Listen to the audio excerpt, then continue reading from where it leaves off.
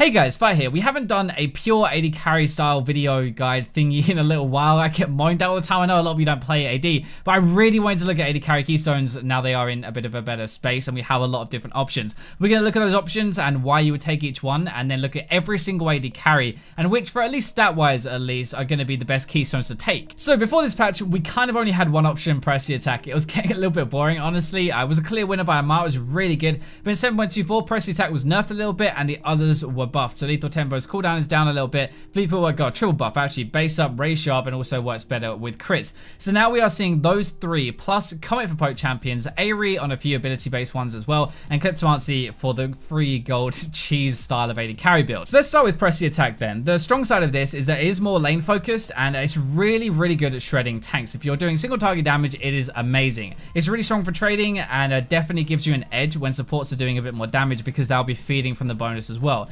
Single target damage and mid-game damage, especially with this, are insane. The weak side of it though is it is only single target, and if you're swapping targets a lot in a team fight, like, you don't really actually get much benefit out of it at all. By the way, if you want to check any of this for yourself, or you want to check for a different role, champion, whatever, you can see Runing Keystone win rates on low analytics right now, which is actually really good. I've gone through them all. I've been testing them myself as well, so we get a good idea. But next one is Lethal Tempo. So the strong side of this, at 4 to 6 items, I kind of feel like this does a lot of damage. It feels pretty good to play anyway, but its real strength comes if the AD carry has some kind of synergy with it. So like Kog'Maw's W or Vayne's W, which is going to proc more if you have more attack speed.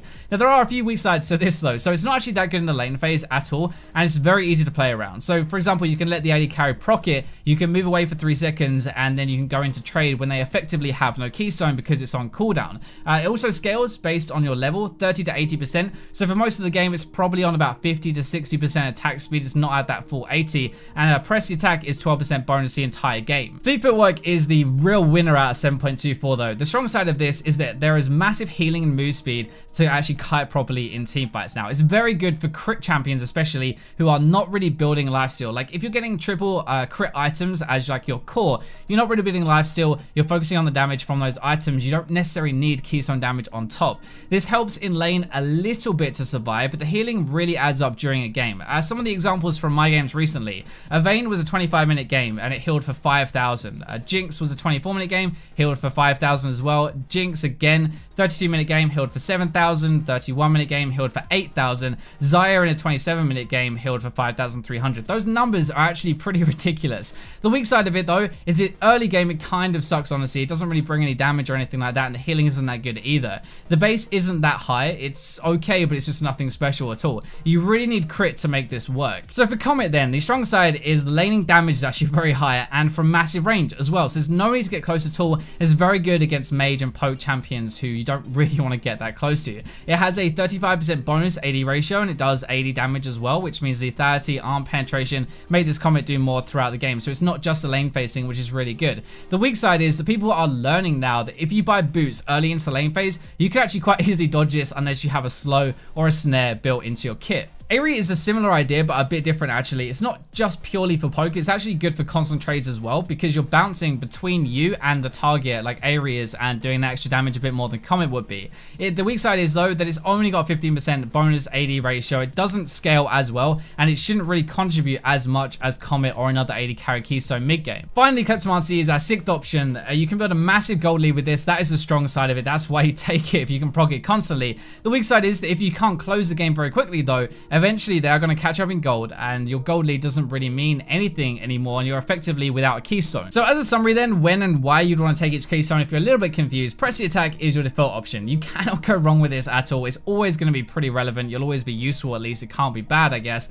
Awesome for the lane phase. Really, really good trading, and single target damage is also really, really strong. So for tank busting, it is amazing. Lethal Tempo probably needs a buff, honestly, right now. Even on champions, it should be good on. It doesn't really do that much. It is good though if you have synergy. You really need a specific synergy, or if you get to super late game, like 5 to 6 items ready. Fleet Footwork, the final precision one, is really good healing over a game, like insane in team fights. Really good in this meta where there's loads of damage flying around, so you kind of want a bit more lifesteal, but you do kind of need crit to actually make this work. The other three then, a little bit different, but Comet is basically for poke champions. Aerie is abilities or auto attack poking, not just from abilities like Comet is. Kleptomancy is if you want to get an early lead and then cast snowball, as long as you can actually use it. So next up, we're we're going to look at the champions. We're going to take 5 at a time to keep this video a little bit shorter. I could talk about every single one individually and why you would take the Keystone, but it's going to take forever, and I really don't want to make this video too long. These stats are all taken from low analytics, by the way, so you can actually look at them for yourself if you want to. So first group then, Comet Ash Poke is actually very strong, but from my few games that I have played of this,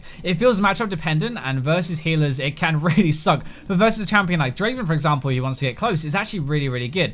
Caitlyn Fleet Footwork makes a lot of sense, like Warlords last season. Draven has the most options, actually. Aerie and Eclipsomancy seems to be where you can obviously see it looks really, really good, win rate wise at least. Ezreal and Jhin only really have one option at the moment that is doing really well. Jinx is the first one where Fleet Footwork has actually got above 50% win rate and actually looks really, really good for her. It does feel really good as well, especially when you get to mid game. Kalista and Lucian, press the attack you're taking for the single target damage and also for the lane trading and the lane dominance side of things. Kog'Maw seems to be the only one where lethal tempo is actually really, really good on him, but you have the synergy with the W, of course. Misfortune, Comet, and Aerie, a very similar kind of poke style of things. Plus, actually, if you take Sorcery first, you can take Mana Flow Ban, you can take Celerity, and you can also take Scorch. All 3 of those are really, really good with Misfortune. Last 6 then, Sivir, Fleet Footwork makes sense. You are a full crit champion, the healing is really good, and you're not losing that much from press the attack. Yes, your single target damage will be a little bit worse, but your W bounces are a lot of your damage, and it doesn't really impact that much, honestly. Xayah, Vayne, and Tristana are different though, so I'm going to group them together. Press the attack can help you get ahead. Like, you can actually use press the attack more than Sivir, and you can be pretty strong in the lane phase with it, but Fleet Footwork is really, really good, really strong mid game once you have 3 crit items, and it can actually pump out a lot of damage. You don't necessarily need more from press the attack anyway, you have enough. Varus, Comet is actually lower in win rate than some of the others here, but it can just go really badly. I think most people agree though it's actually the best Keystone to use. So that should go over which Keystone you want to be using, why as well, and hopefully you understand it a little bit better. Leave a like if you enjoyed, make sure you subscribe, stick around on the channel for more, but for now, I'll leave you with the robots.